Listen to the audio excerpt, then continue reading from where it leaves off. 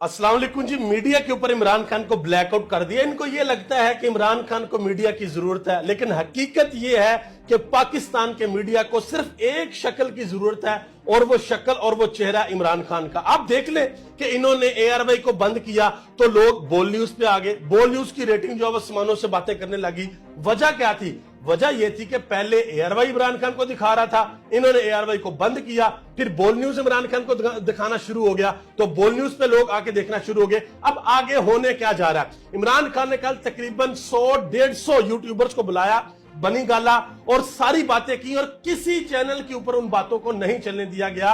और उसके बाद इन्होंने ये फैसला किया कि अब हम इमरान खान का बायकॉट करते हैं, इमरान खान को ब्लैकआउट करते हैं। देखें, अगर ये चैनल से इमरान खान का बायकॉट करेंगे तो क्या होगा?